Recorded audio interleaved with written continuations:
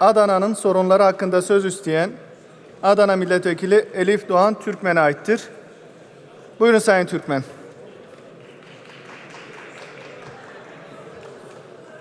Sayın milletvekilleri, salonda bir uğultu vardır. Lütfen hatibi kürsüye davet ettim. İnsicamını bozmayalım. Buyurun Sayın Türkmen. Süreniz başladı. Teşekkür ederim başkanım.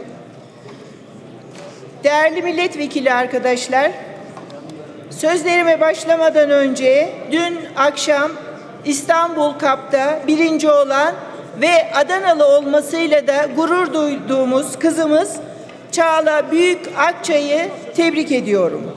Ayrıca yine dün Adana sporumuz Gaziantep'teki maçla birlikte Süper Lig'e çıkmayı hak kazandı ve şampiyon oldu. Buradan tüm Adana'ya da selam ve sevgiler gönderiyorum. Adana sporumuzu kutluyorum. Değerli milletvekilleri,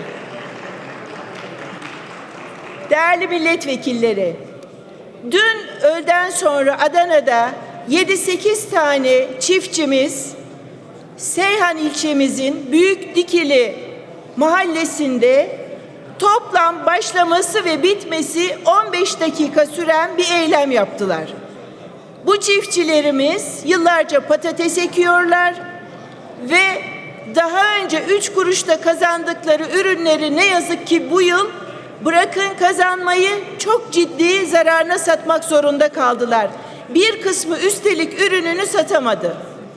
Geçen yıllarda hiç olmazsa 2.000 lira civarında para eden ürünleri için bu yıl dönüm başına 2.000 lira harcıyor olmalarına rağmen 700 liraya bile satabilecek müşteri bulamadılar. Bu yaşadıkları sıkıntıyla da bir eylem yaptılar. Seslerini duyurmak istediler ve bu eylemlerinde hiç kimseye en ufak bir zarar vermediler. Dediğim gibi başlaması ve bitmesi 15 dakika sürdü. Ama ne yazık ki Adanalı çiftçiler bu hak mücadelelerinde polis tarafından dayak yediler, yumruk atıldılar ve uzun namlulu silahlarla da önce havaya ateş edilerek ve sonra doğrudan kendilerine o silah yöneltilerek de gözaltına alındılar. Şu anda bu konuşmayı yapmadan önce aradığımda halen çiftçilerimizin gözaltında olduğunun haberini aldım. Üstelik çiftçilerimiz dünden bu yana karakoldalar. Dün akşam 9 itibariyle dosyalarındaki tüm eksiklikler bitmişti.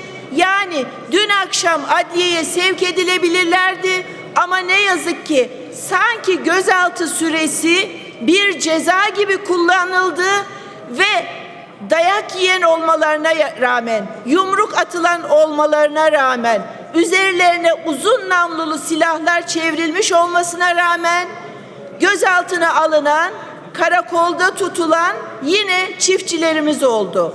Tabii biz bu anlayışı aslında tanıyoruz.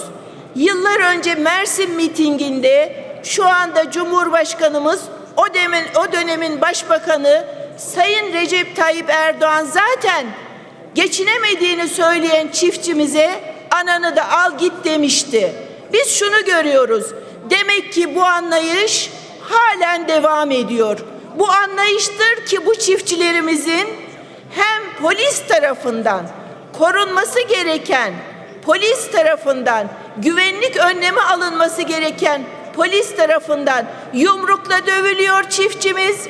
Üzerlerine uzun namlulu silahlar çevriliyor ve Emniyet Müdürlüğü gözaltı süresini sonuna kadar kullanıyorlar.